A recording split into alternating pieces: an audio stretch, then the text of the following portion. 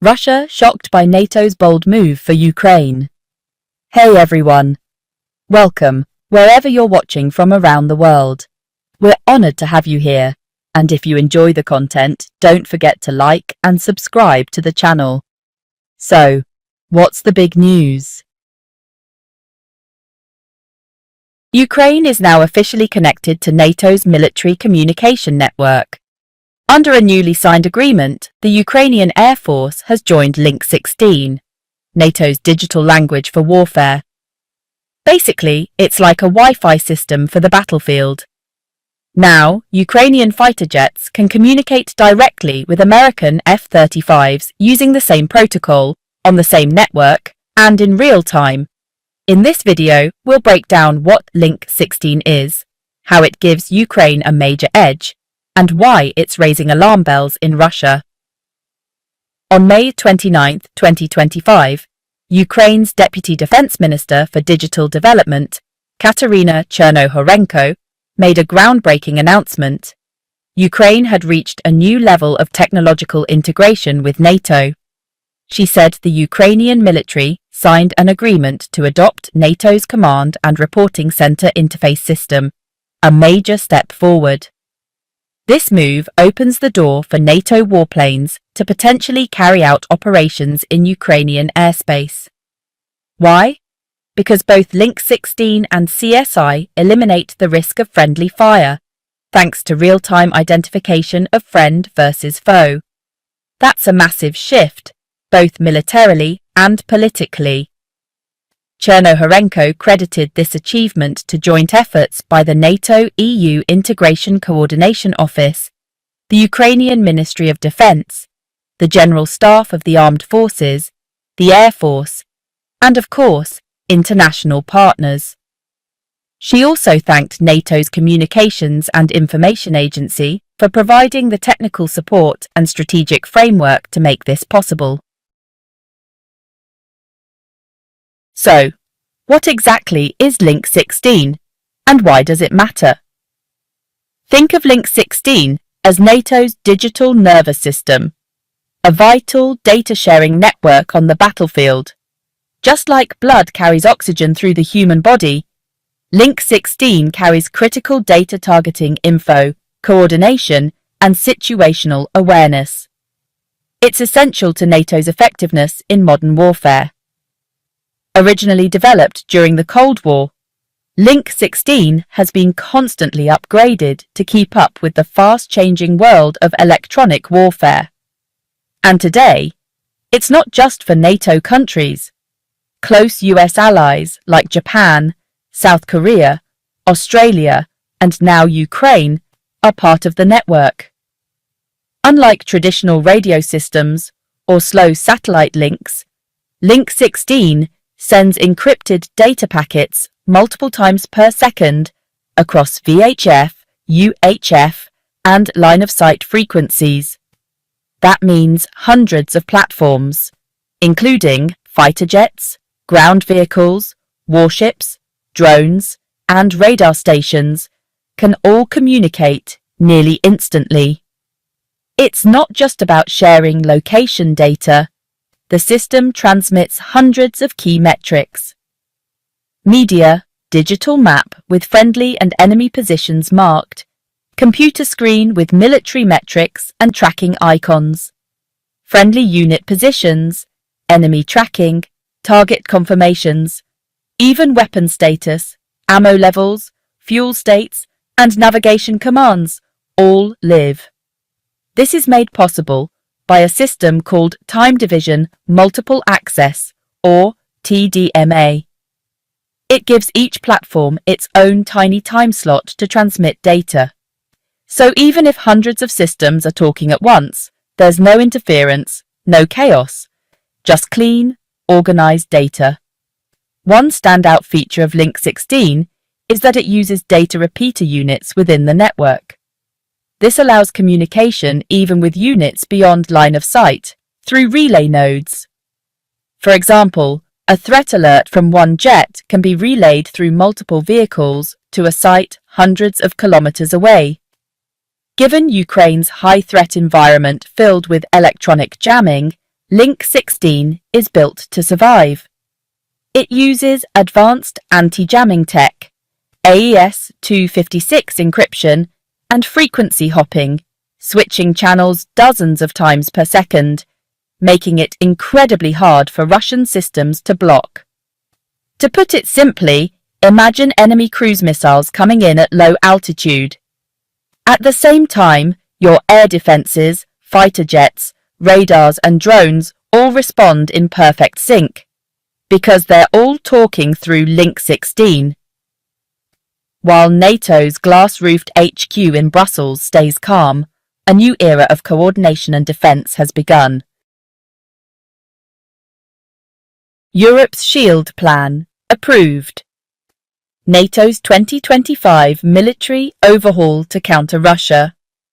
The European Shield Plan has been approved.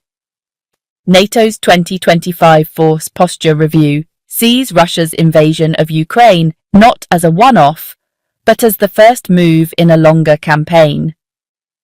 The draft anticipates further aggressive moves from Russia in the coming decade and recommends a 50% increase in NATO forces, with at least 600,000 extra troops kept on high alert along the Eastern Front. The same document says ground-based air defence systems need to be increased five-fold from current levels. We're looking at the largest military build-up of the 21st century, and even diplomatic language is starting to smell like gunpowder. Now let's dive into how Europe is bracing for any future Russian offensives. But first, please subscribe, like this video, and turn on notifications. Strategic shake-up. More troops, new tactics. Step 1 is boosting brigades. Recent secret NATO war games revealed a frightening possibility: that Russia could break through the Baltic front within just 30 hours if it launched a full mobilization, possibly involving Belarus and Kaliningrad. NATO's proposed 2030 land forces model now prioritizes fast, high-impact attacks and mobility in open terrain instead of relying on bunker defense. The United States European Command is planning to add 45,000 troops and redeploy 2 heavy brigades to the Poland-Romania corridor. Germany is expected to carry the second-largest share of NATO manpower, with an additional 50 to 60,000 troops. Poland is fast-tracking the deployment of its Rapid Ground Defence Force, a 300,000-strong army, moving the deadline up to 2028. Meanwhile, Finland and Sweden are building a joint Arctic Armored Brigade to protect the Murmansk Line, which is home to key Russian bomber bases. In total, 600,000 extra NATO troops could be tasked with sealing off the region stretching from Kaliningrad to the Carpathians, within just 96 hours, at the push of a button. The Sky War. A 5-fold increase in air defences. The next phase of NATO's plan? Control the skies, because the key to the Baltic and Carpathian lines isn't just on the ground. A leaked report reveals NATO wants to multiply its ground-based air defence systems by 5 and expand missile defence personnel and assets 7-fold. According to a leaked draft speech obtained by Reuters, NATO Secretary-General Mark Rutte will call for a 400% increase in air and missile defences at the upcoming Hague summit on June 24th and 25th. Here's what that would look like. 60 new Patriot PAC-3 MSE batteries, 90 Iris-T SLM and SLS launchers, 30 more SIAM-P TNG systems, and 110 more NASAMS-3 launchers. NATO will also take the lead on a United States-Poland joint hypersonic interceptor project by 2029. But there's a catch. Even if the Raytheon MBDA Kongsberg production line runs at full capacity for the next 10 years, it can only meet 60% of the total demand. In short, This project's logistics jump straight into industrial-scale mobilization. The economic side: defense tax and spending inequality. Now let's talk money, especially economic security inequality and the controversial 5% defense tax. That's another big point in Rutte's notes. He's proposing NATO countries set defense spending at 5% of their GDP. The same number former United States President Donald Trump has been pushing for months. Now it's a formal NATO target. So, how much would each country have to pay? Germany currently spends about 2.2 to 2.0%, or 110 billion euros. France is at 2.1%, or 55 billion euros. Italy is at 1.6%, or about 7 billion euros.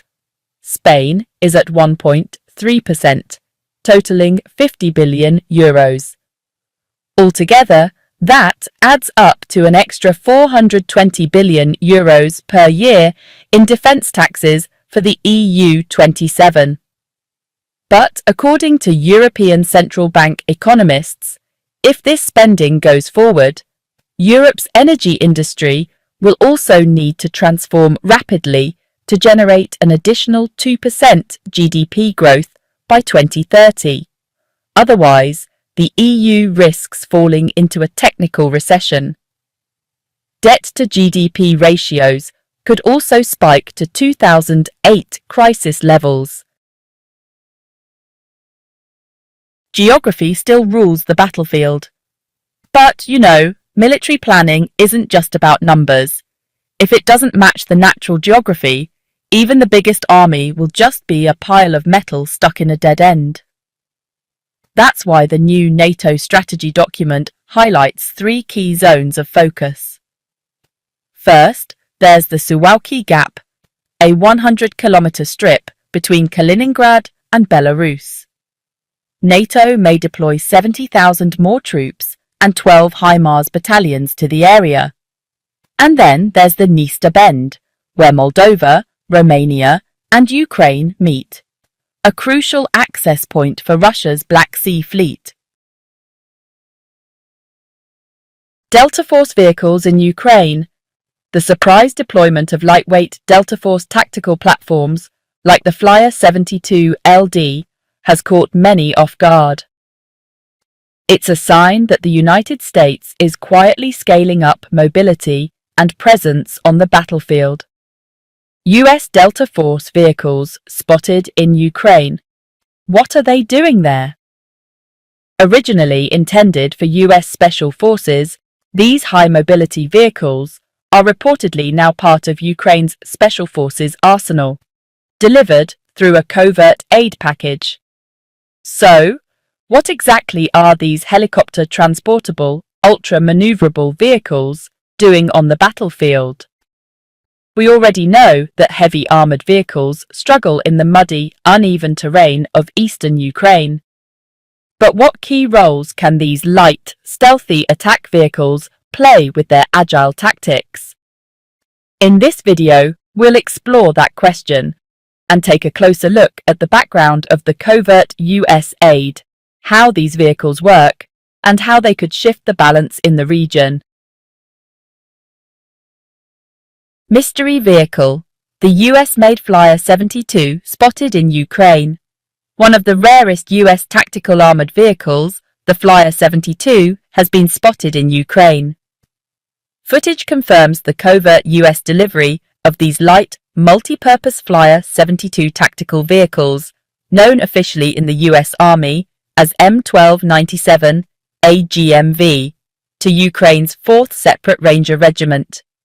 The use of names like Flyer 72 LD and even calling them Delta Force vehicles in the field has stirred up serious buzz on Ukraine's eastern front lines.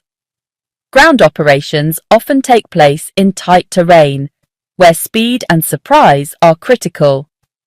While heavy armour gets bogged down in mud, these fast and nimble vehicles can sometimes carry out even more crucial missions. That's where the Flyer 72 LD comes in. What makes the Flyer 72 special? Used by elite US units like Delta Force and Navy SEALs, these vehicles are known for their off-road performance and modular weapon systems. The Flyer 72 LD is a light, off-road military vehicle built in the US for high mobility across rough terrain. It's the lighter version of the Flyer 72 and is part of the US Army's Ground Mobility Vehicle program. According to the manufacturer, the F-72 LD can carry a crew of 9, with a payload capacity of 5,000 pounds. It's designed for rapid deployment, able to be carried internally by CH-47 Chinook helicopters or externally by UH-60 Blackhawks. Its modular design supports a wide range of add-ons, including weapon mounts, HVAC systems, armor kits, and cooling packages, making it ideal for quick strike missions and recon in desert or mountain terrain. Was this a secret delivery? The appearance of these vehicles in Ukraine strongly suggests the United States may have made a covert or, undisclosed delivery. No official statements have confirmed this so far.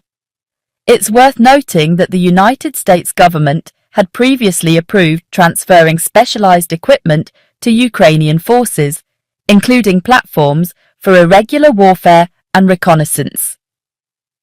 However, the Flyer 72 LD was not officially listed in any prior aid packages. Despite that, photos and videos allegedly taken in the field have been circulating on social media for days. These images really reinforce the idea that the United States is supplying Ukraine with advanced gear to help shape the outcome of the war. Elite units, such as Ukraine's Special Operations Forces, are already using cutting-edge US-developed vehicles to gain unexpected advantages on the ground. Germany raises the stakes, troops deployed to Lithuania. At the same time, Germany is stepping up to help contain Russian aggression. Berlin has made a major move, choosing Lithuania as the host for its most serious forward military deployment in modern history. In the past, Germany stored gear in Dutch and Belgian warehouses and used temporary Cold War bases in Afghanistan, but none of those were permanent. This time, it's different. With this Lithuania move, Berlin is setting a new precedent. When Chancellor Friedrich Merz took the stage and declared, "Defending Vilnius is defending Berlin," it marked the beginning of one of Germany's most dramatic military decisions since World War II. The 45th Armored Brigade, made up of 4,800 soldiers and 200 civilian staff, is now permanently stationed in Lithuania.